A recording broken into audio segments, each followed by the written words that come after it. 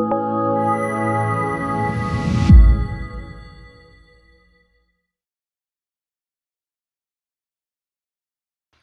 Jacob Hornberger, president of the Future of Freedom Foundation, and welcome to episode 3 of the JFK assassination, 60 years later. When we left off in the last episode, President Johnson was delivering the body of President Kennedy into the hands of the military. At the time, this was considered perfectly normal, which really demonstrates that as far back as at least November 22nd, 63, America had become a military nation. You'll recall that I mentioned in episode 1 Michael Glennon's book. He's the professor of law at Tufts University and former counsel to the Senate Foreign Relations Committee, who authored this fantastic book called National Security and Double Government, whose thesis is that it is the national security branch of the government, the Pentagon, the CIA, and the NSA, that is really in charge of the federal government. They permit the other three branches to have the veneer of power, especially in domestic affairs. But with respect to at least foreign affairs, there's no question but that the military and the CIA are in charge. And the other three branches operate in a deferential support.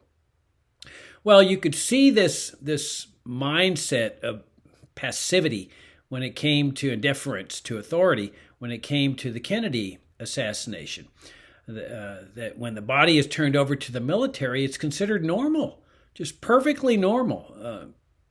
The court historians, the mainstream press, they didn't question it. This is what life is like in a military nation.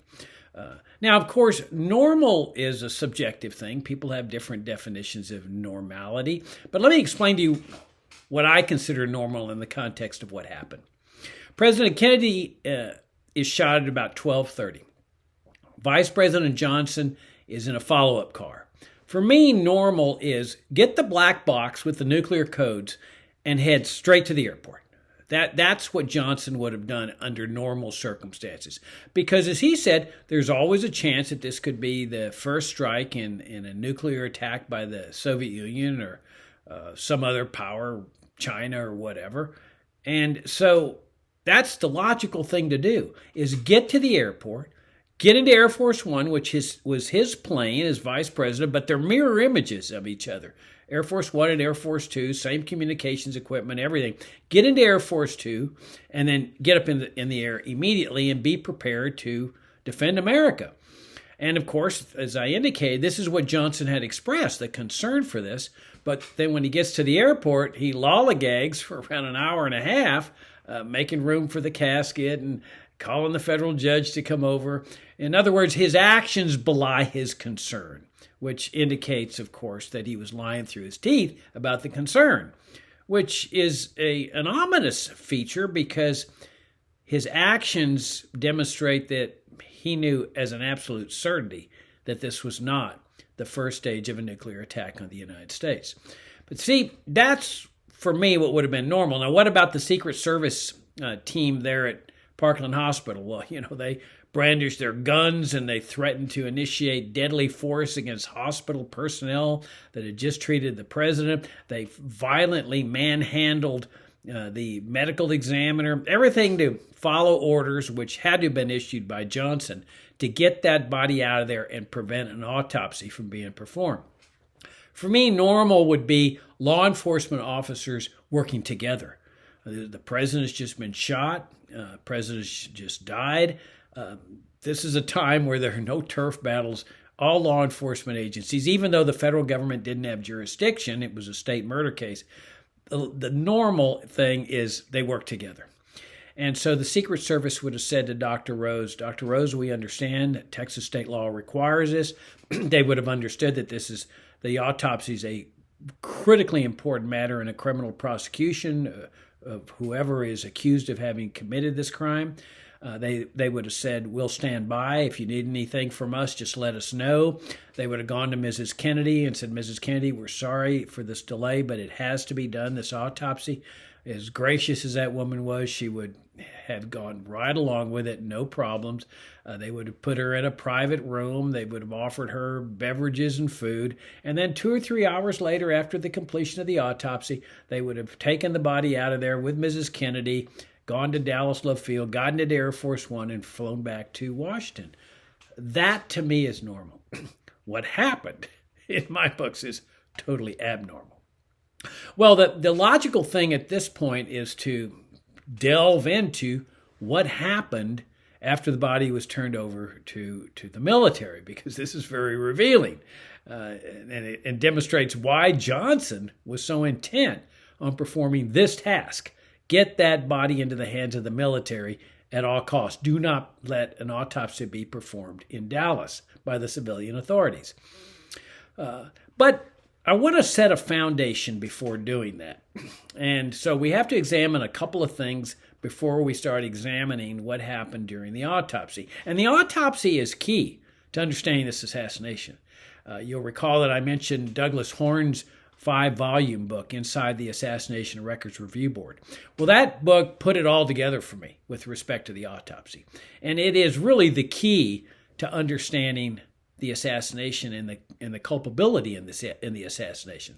But let's examine first these two things: how we became a military nation, and also let's examine an agency called the Assassination Records Review Board as a prelude to see what's going on in that morgue at Bethesda National Naval Medical Center, where the autopsy was ultimately conducted.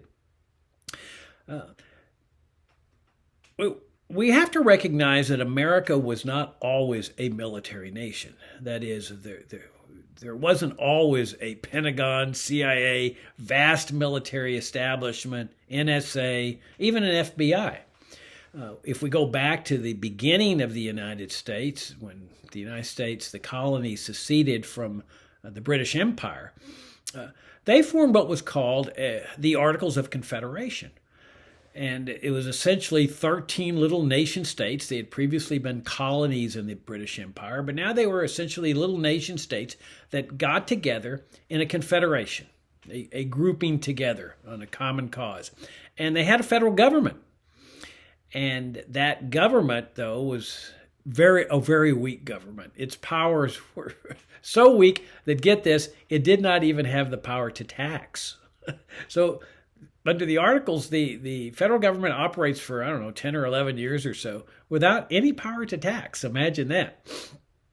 Well, but there were problems with the Articles of Confederation. There was trade wars, for example. And so they decided to get together and see if they could resolve some of these problems and modify the Articles. And that's what the Constitutional Convention was all about. But instead of doing that, they came up with a brand new proposal. Surprised a lot of people. And their proposal was the Constitution, which was calling into existence a different type of governmental structure that became known as a limited government republic. And Americans were very leery because they liked the fact that the federal government didn't have much power under the Articles of Confederation, and under the Constitution, the federal government was going to have a lot more powers, including the power to tax. And they were very leery about that.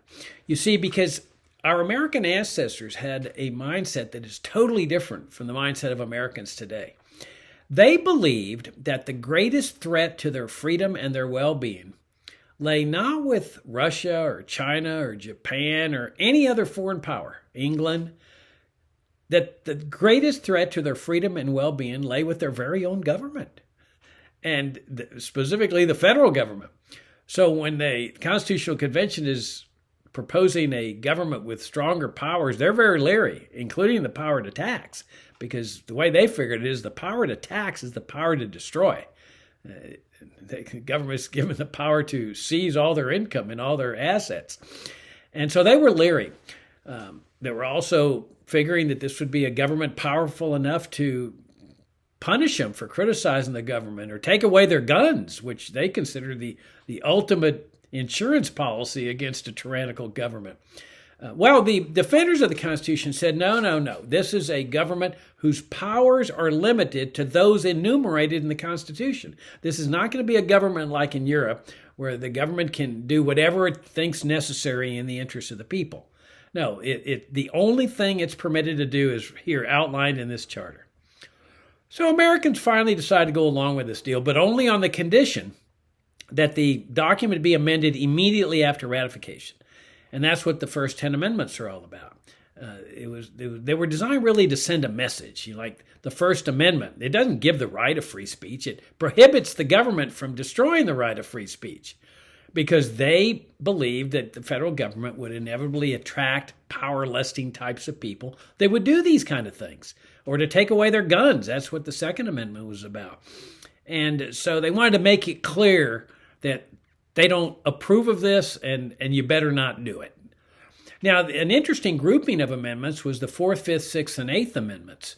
And those amendments, the framers of those amendments were addressing what would happen if the government wanted to kill somebody, kill an American or kill a foreigner, or take away their assets or incarcerate them, punish them in some way. And they said, before you can do that, you have to go through these restrictions here. And one of the biggest, if not the biggest, was you will not kill anyone without due process of law. And due process of law meant a notice or of the formal notice of why they want to kill him. What are the charges? And then a trial. And in this grouping of amendments, people who were accused of a crime or some offense could choose a jury trial. They didn't even trust judges. They said, no, we want regular people in the community to decide whether this person is going to be punished or not.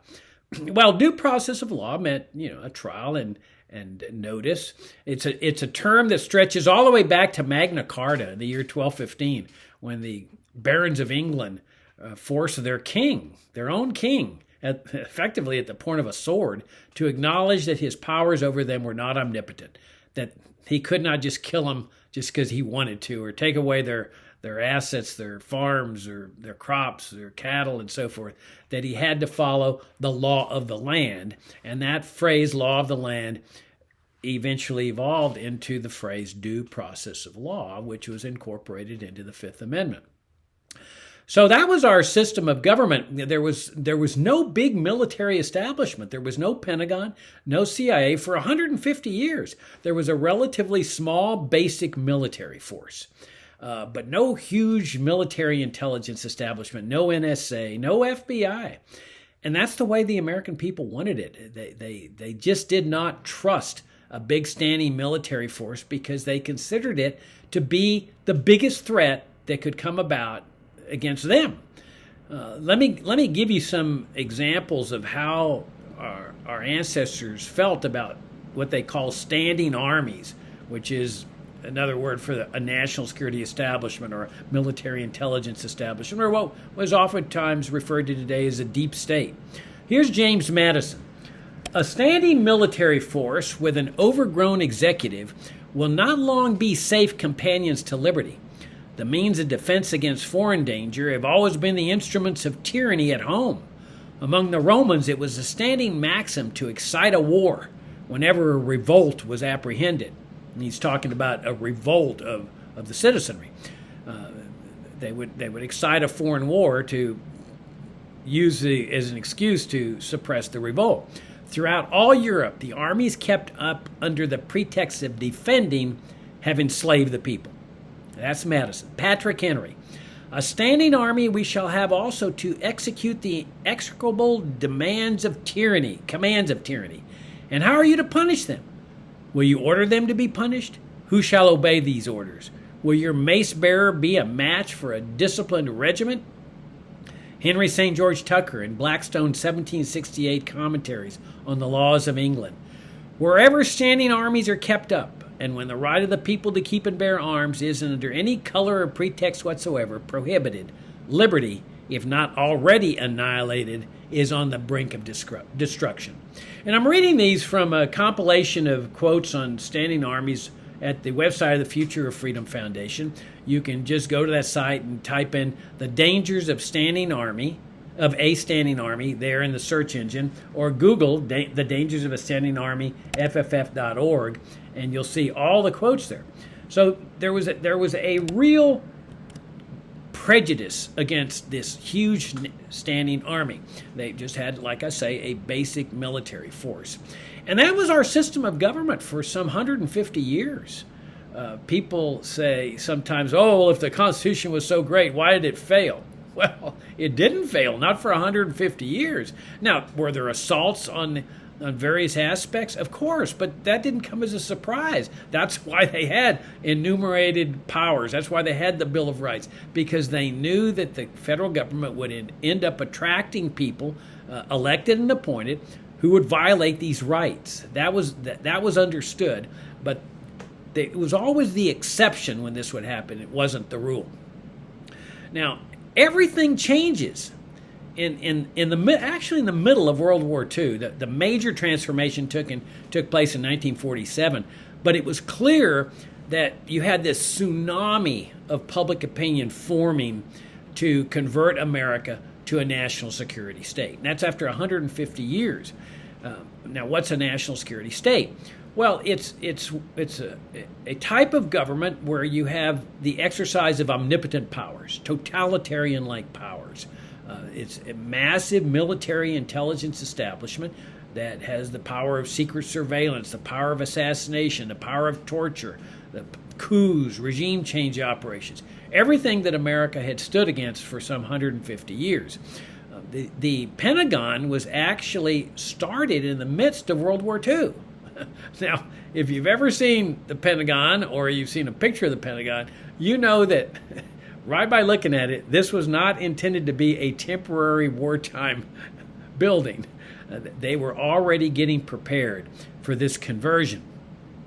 And the justification for this conversion, interestingly enough, was the supposed threat posed by one of America's partners and allies in World War II, the Soviet Union, which had assisted the United States and Great Britain and France to defeat Nazi Germany. Well, as soon as the war is over, they are converted into a new official enemy. The argument essentially was to the American people, okay, we've defeated the Nazis, this is great, but we cannot rest. We are now facing a foe that is arguably more dangerous than Hitler was. And unfortunately, we've got to get ready for this. And it's essentially the equivalent of war.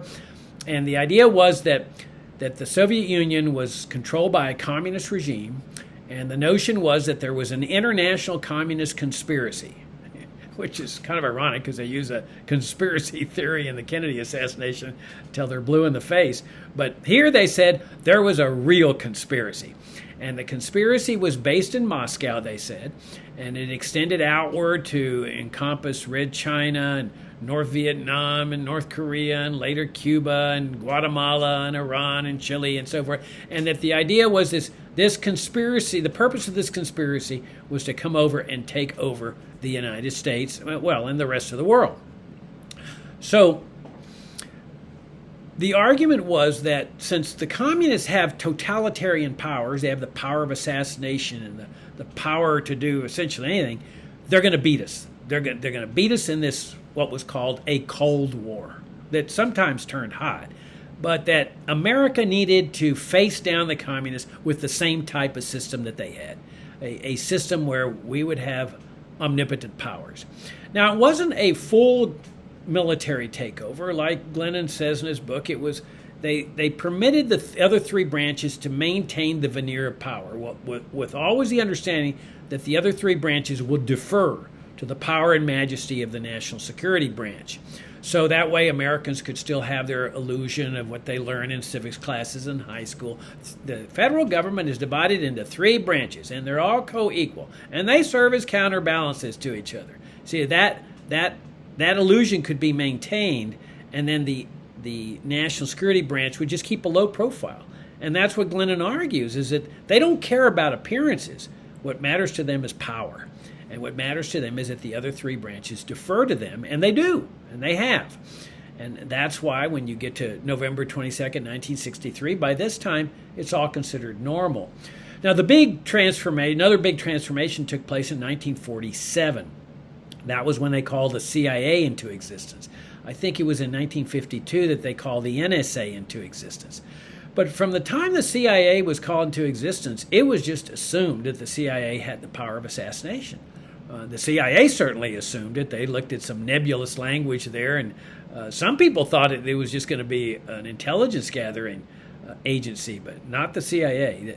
They figured that a national security state means that they have the power of assassination, and they believed they needed to have the power of assassination to protect America from this communist takeover.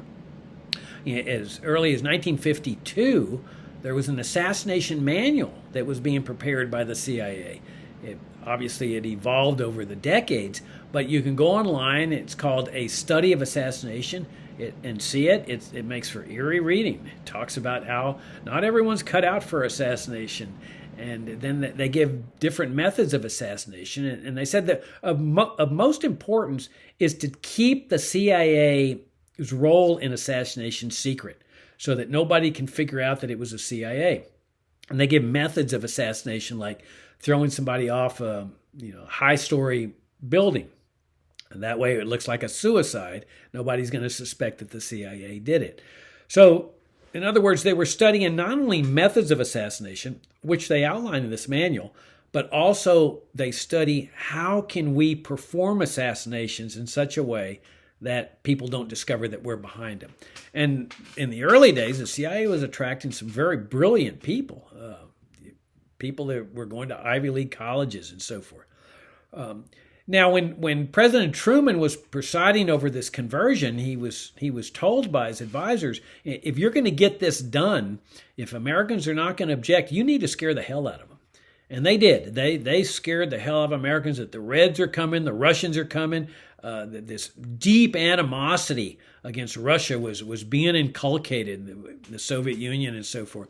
And then so you get the Korean War, where Americans were drafted to go fight in this war. And the argument was that North Korea posed a threat to national security over here.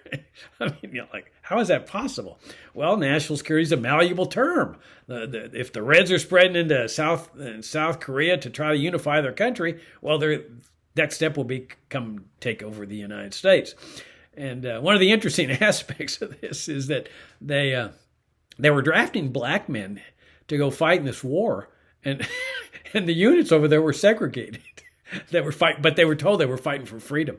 And President Truman had ordered the military to desegregate, but here was an example of already a military nation forming, because in the early 50s, the military just ignored his order. They were now in charge. America had become a military nation where the military was in charge. And then you get the Vietnam War, of course, where, just massive killing. Over 1 million Vietnamese. They sacrificed 58,000 of my generation. It was a obviously very, very violent war. This is where Martin Luther King made his mark. King's such a fascinating guy because he's leader of the civil rights movement, and he decides that he's going to cross over. And they already, as leader of the civil rights movement, they considered him a communist. They were convinced he was a communist. J. Edgar Hoover, the head of the FBI, the CIA, the Pentagon, they were all convinced this guy was a communist and that he was fomenting civil rights problems in order to pave the ground for a communist takeover. Then the Russians would come in, and amidst all the chaos from the civil rights movement, they would take over. And so they were out to destroy this guy. I know the streets and the statues are all named after him now, but not then. They hated this guy. They absolutely hated him. Because then he crosses over and he starts criticizing this war in Vietnam. And he got a lot of flack from people in the civil rights movement saying, hey, let's just stick with civil rights. You're going to hurt us here. Because, you see, by this time, everybody bought into this notion that if we don't stop them in Vietnam, the dominoes are going to fall and the Reds are going to come and take us. The Russians are coming. The Russians are coming. There was even a movie of that title. And King is saying, this government is the greatest purveyor of violence in the world. Now, here's a black man saying this. I mean, and the leader of the civil rights movement. I mean, like I say, they absolutely hated this guy. And so they just decided they were going to destroy him. And they did everything. They recorded private affairs that he was supposedly having. They kept the tapes. In fact, as far as I know, I think they're going to release the tapes of where he had these intimate relations, which is just horrendous. It was none of their business what this man was doing. And they ought to just destroy the tapes. But they're still out to embarrass the King family and harm the memory of Martin Luther King, because he had the audacity to question this war from this military nation. And another interesting aspect of this war was Muhammad Ali, because you see they had conscription in this war too. They were forcing American men to go die for freedom and to kill for freedom. I mean, isn't that ironic when you're forcing someone to kill and die for freedom? There's something wrong with this picture, and it was, of course, disproportionately fallen on black men. Because the middle class and rich white guys, they get their deferments. I mean, I remember at VMI when I was there, I had the specter of Vietnam hanging over my head for the first 3 years that I was there, and partially into the fourth year. But I was in college. I had a deferment, you see. My parents could afford to send me to college. And then there was 3 more years of law school deferment, so all I had to do is make sure I got into law school, and then I had 3 more years. But there were a lot of black men that didn't have the money to go to school, and they couldn't get those college deferments. And here was another thing about the little rich white guys. They could get into the Guard units, National Guard and the Reserve units, because everybody understood that those were protected. They were not going to be sent to Vietnam. It was only the active duty people. So like George W. Bush got into the National Guard. Well, that was like a little privileged sector for the rich white guys, the middle class white guys. The black men in America, they didn't have that. And so they were the ones being drafted and sent over there. And Muhammad Ali, that guy was great. So they draft him, and they expected him, of course, to go into the military like Elvis had and get his head shaved and become a good little soldier. And Muhammad Ali wouldn't have anything to do with that. And he comes out with this statement that says, I ain't got nothing against those Viet Cong. Well, you don't say that in America, because you see, you're supposed to adopt the official enemies. When you're a military nation and your military establishment says these are our enemies, you got to adopt them as your enemies too. You have to hate them. You have to loathe them. And you need to look at like South Vietnamese and North Vietnamese as all gooks. That was the term they used, because they were subhuman. You see, we can't think of those people over there as humans, because we're going over there massacring them. They're gooks. And here's Muhammad Ali saying he's not going to submit to the draft. And then he's got a great line. I forget what his line was, but it was something like, white men are sending black men to fight yellow men to protect a nation that was stolen from the red men. We could have also added that stolen from the brown men, because that's how they got the whole northern half of Mexico. They stole it from them. But he was great. And then there's Martin Luther King is asked, well, how do you feel about his objection to the draft? And King says, I'm right on the same page as him. So this was like a big threat. And so they had to destroy Muhammad Ali too. And they did. They destroyed the best years of his life for boxing. They had to teach that man a lesson. One of the most unusual things is how the Supreme Court ultimately ruled in favor of him, which is shocking, because normally the court just defers to the national security establishment. In any event, as we go on, we see there was one objection expressed to this system, and that was President Eisenhower in his farewell address. That he said that we've got to look at this new system we have, because it presents, he called it the military-industrial complex. It's just another name for the national security state. But he said it poses a grave threat to our democratic processes. Democratic processes. Now, he could have been talking about the out-of-control federal spending on the military and how it's taking massive amounts of capital and from other things that we could be doing, because he mentioned that. But that's economics. He's talking about the democratic processes. And I can't help but wonder whether he was thinking about a coup. or maybe even a state-sponsored assassination. And I often wonder what Eisenhower thought about after the Kennedy assassination.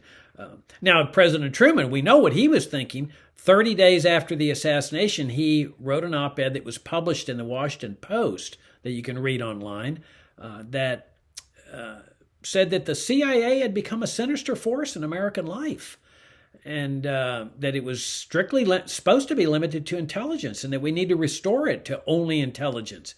That could not have been a coincidence. That was 30 days after the Kennedy assassination. And Truman was the one who brought the national security state into existence. He knew how the CIA operated. And in fact, he was visited by Allen Dulles, the former director of the CIA, who Kennedy had fired in what became part of a vicious war between Kennedy and the CIA. And Dulles visited Truman and asked him to withdraw the op-ed or at least significantly modify it. And Truman said no. So that's the idea of giving you the framework for moving into then what happens with respect to the autopsy after Kennedy's body is delivered into the hands of this edifice, this national security establishment. I'm Jacob Hornberger, president of the Future of Freedom Foundation, and this is episode 3 of the JFK assassination, 60 years later.